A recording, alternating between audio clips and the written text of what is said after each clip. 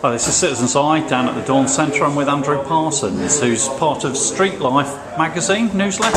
Well, we're not quite sure what it is yet. It's essentially it's a document we produced to report about what happened at the meeting over at Charlesbury House on Wednesday. But we have hopes of it becoming more.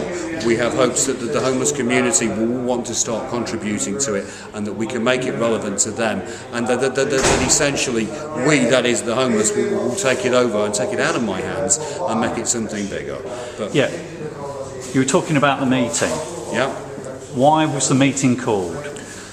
It was to define that there was an issue, to define that homeless people were a community, to define that homeless people could stand up for themselves and speak out for themselves and say, this is who we are, we want your help, but we don't need you to help us. Yeah, that necessitate us to change our lives by all means, but recognise that we're human beings and a culture and a society, and not an illness to be treated and managed.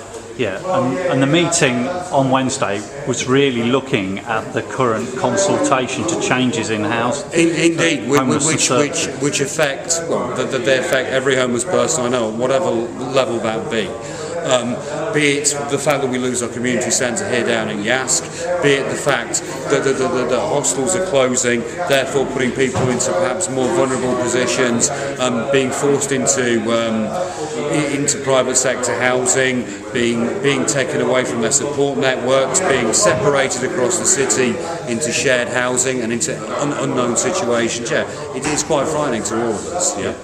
Now, Andrew, you've obviously spoken to quite a lot of people now about the proposed changes through the consultations. What's the kind of general feeling about the consultation? People think we've been ignored from the start. People think the general feeling is that the changes have been decided and made, yes, behind our backs, that we're being managed and looked after, that we haven't been asked, because from our point of view these changes have now been made. We've already lost Yask and the ability to use it as a drop-in for half the day. Yeah, so we feel that these choices are being made regardless of the consultation document, and that there's a sort of anger and frustration about filling in what the council have asked, the forms the council have asked us to do, so that we can contribute our side to the consultation, simply because we think the choices have already been made. So it's mostly frustration and anger. Yeah. So, what do you think the positive effects of having the meeting have been so far? It's let people know that homeless people can speak out. It's let them know that we have a voice. It's the whole point about Streetlife too is let them know that the continued voice is there, and that we're going to carry on doing this as long as we want it. Yeah?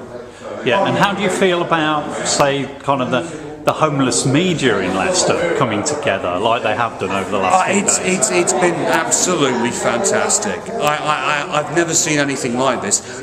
We had a meeting this afternoon, a work group, and we've had people, and we've had employees from the council there, we've had employees from the health services there, we've had people from voluntary media, people from paid media, and service users, all together, all working as equals, all talking about the issues and how we can deal with them and how we can bring ourselves together. It's absolutely amazing. I think one of the things that we were discussing is how putting a human face to the stories of homelessness is important. Oh, indeed.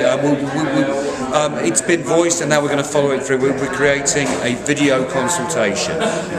We've taken the council's consultation document and we're reviewing that, and we feel we're going to be writing the questions the way they should have been written, rather than the way some council committee has written them. And what we're going to then do is ask a bunch of people, I'm going to be involved in this too, a bunch of people to answer those questions in video form, so that the council planners can actually see real human beings answering their questions, rather than just blank bits of paper in front of them. I think it's an amazing project, and I'm looking forward to it. Andrew, sounds very exciting. Look forward to seeing it.